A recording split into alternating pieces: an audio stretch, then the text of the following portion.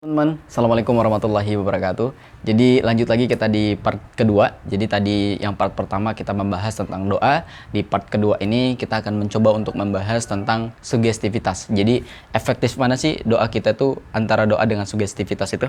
Jadi kalau sugesti, untuk teman-teman yang belum nonton video part pertama ya, mohon untuk ditonton dulu. Sugesti ini adalah sebuah saran, masukan yang diyakini atau diamalkan dengan keyakinan itu sehingga termanifestasi suatu keajaiban. Nah, jadi sugesti ini adalah syarat-syarat sebetulnya. Contoh kalau kita melihat dari masyarakat Indonesia itu kan mereka itu banyak yang datang ke orang-orang pintar sebetulnya. Banyak yang datang ke orang-orang pintar. Nah, dari orang-orang pintar ini biasanya mereka ini yang datang ke sini nih punya tujuan atau niat tertentu. Ada yang untuk melet, ada yang untuk santet, ada yang untuk kekayaan, pesugihan dan sebagainya. Kemudian dari sang dukun ini, dia pasti akan memberikan syarat-syarat tertentu yang diamalkan oleh orang-orang yang meminta ini. Biasanya seperti itu. Contoh, ada di antara mereka ini yang mau pesugihan. Si dukun ini minta untuk beli ayam hitam, kumpulin bunga, ambil 7 rupa dan lain-lain sebagainya. Sehingganya dia mempraktekkan suruh mandi kembang, suruh rendam di air selama 24 jam gitu kan. Sehingga dari praktek ini orang ini mempraktekkan apa yang diperintahkan oleh dukun ini, dia meyakini bahwa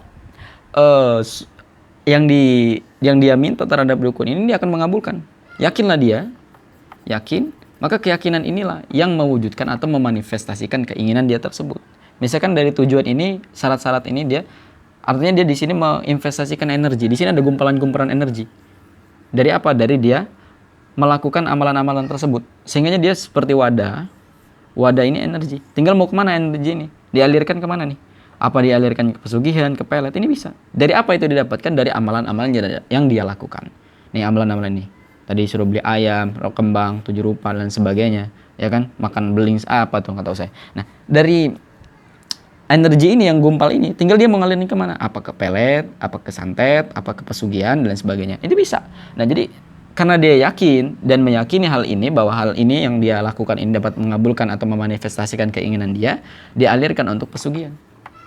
Maka itu pun bisa untuk mengabulkan hal itu gitu. Apa poin pokoknya? Bukan terhadap minta di sini, tapi hasil dari apa yang dia lakukan. Sebetulnya manusia itu memiliki kekuatan superhuman apa gimana tuh. Jadi manusia itu memiliki kekuatan yang unlimited, lintas batas, tapi manusia itu tidak mengenal dirinya sendiri. Itu yang menyebabkan manusia itu kayaknya biasa-biasa aja. Sebenarnya manusia itu luar biasa. Manusia yang sangat sempurna, memiliki kekuatan yang super power. Jadi yang orang-orang itu, makhluk-makhluk lain itu nggak punya gitu. Kalau kita lihat di sini, ini kan kumpulan energi. Sehingga keyakinan inilah membentuk atau memanifestasikan. Jadi seperti kalau dia mintanya pesugihan jadi laris gitu kan. Dagangannya laris banyak. Dari apa? Dari minta sama dukun dan dukunnya memberikan syarat. Nah, sebetulnya bukan dukun yang mengabulkan doa-doa yang permohonan orang ini, tapi diri dia sendiri. Karena apa? Karena dia menginvestasikan emosi dia. Di sini dia mengamalkan ini. Nah, dari amalan ini akan membentuk gumpalan-gumpalan energi, sehingga gumpalan energi ini dia alirkan kemana gitu, ke pesugihan. Maka dagangannya pun akan laris manis gitu, teman-teman. Jadi dari sini kita pahami bahwa doa dan sugestivitas ini sebenarnya memiliki kesamaan yang sama.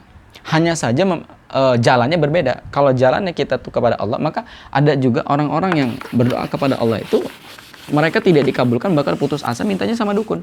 Sebetulnya bukan tidak dikabulkan, tapi kurangnya keyakinan dia terhadap Allah itu gitu. Kalau dia yakin Allah itu akan mengabulkan apa yang dia minta, maka itu akan dikabulkan. Tapi kalau dia yang nggak yakin, ya nggak akan dikabulkan. Jadi konsepnya di sini sama antara sugesti dan doa. Kalau sugesti ini juga memiliki syarat. Baru di sini ada yakin. Kalau ini kan syarat-syaratnya dari dukun A, B, C, D, suruh ayam, lain sebagainya. Doa pun ini sama. Syaratnya apa? Ibadah. Ibadah itu apa? Amalan. Apa amalannya? Sholat, tahajud, duha, witir, sebagainya, zikir. Nah, ini kan amalan-amalan ini. Dan kalau kita meyakini amalan-amalan itu kan membentuk suatu energi juga, gumpalan energi yang positif. Tinggal alirannya kemana. Dan kemudian kata Allah, walladzina yu'minu bih, yakini. Yakini bahwa hal itu bisa mengabulkan apa yang dia minta tadi gitu. Ketika dia yakin, baru di sini manifestasi, wujud. Kalau bahasa kita tuh wujud, manifestasi. Di sini juga wujud. Jadi teman-teman semua, di sini tidak ada perbedaan antara kita minta sama dukun sama minta sama Allah. Perbedaannya di mana? Perbedaannya cuma jalannya saja.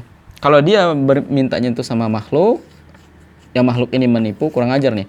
Orang pintar katanya kan, berarti yang datang orang goblok. Nah, wajar. Jadi digoblok-goblokin sama dukun, sehingga dukunnya dikasih duit. Nah, padahal yang hebat itu diri dia sendiri gitu. Kalau dia sudah menemukan jati dirinya, kembali kepada Allah di sini, maka dia pun bisa membuat laris dagangannya. Ketika apa? Ketika dia banyak ibadah, banyak takwanya, banyak beruntung. Di sini kebahagiaan akan terjadi. Kalau di sini dia akan sesat dia. Kenapa? Karena kemintanya sama makhluk. Makhluk ini lemah, akan mati dia. Kalau di sini, ini udah kesejatinya sejati. Karena dia mintanya sama Allah. Nah, konsepnya sama. Kita kalau menginginkan sesuatu, untuk memanifestasikan sesuatu, ada syarat-syarat yang kita yakini, ada belief system yang harus yang kita tumbuhkan. Nah, keyakinan ini kan lahir dari syarat ini. Oh, misalkan begini. Kalau gue pakai batu cincin ini, gue pasti bakal ganteng nih. Cewek bakal tertarik sama gue. Ya itu kan terjadi. Itu pertama dari sugesti juga. Masuk nih. Kemudian yakin dia terhadap batu cincin itu, bahwa batu cincin itu bisa memikat wanita. Nah, keyakinan itu dan syarat itulah yang akan memanifestasikan mewujud seperti apa yang kita bayangkan, gitu teman-teman. Jadi, mudah-mudahan apa yang saya sampaikan bisa dimengerti dengan baik dan dapat dipahami dengan baik. Dan insya Allah, mudah-mudahan ini berkah ya. Teman-teman, saya sarankan juga untuk mintalah kepada Allah. Dan di sini ada insan. Insan itu diri kita sendiri. Insan. Saya. Pokoknya insan lah. Gimana ya insan itu ya? Saya tulis dulu. Hablum minallah, hablum minannas, dan insan.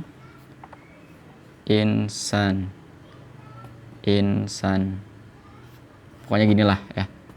Insan. Nih, jangan pernah minta kepada seorang makhluk, tapi mintalah kepada Allah. Udah. Jangan mengandalkan makhluk. Kenapa? Kalau kita mengandalkan makhluk atau benda fisikly, itu akan mengecewakan kita. Pasti. Lau kana fihi ma'aliatun illallah la fasadata fasubhana rabbil arsy amma yasifun, kata Allah. Apakah Tuhan-Tuhan itu yang kamu sembah? Semuanya akan mati, kata Allah. Semuanya akan mengecewakan kamu. Semuanya akan menyakiti kamu ketika kamu berharap dengan mereka. Yakini itu. Terima kasih. Saya Teddy Lensa. Wassalamualaikum warahmatullahi wabarakatuh. See you.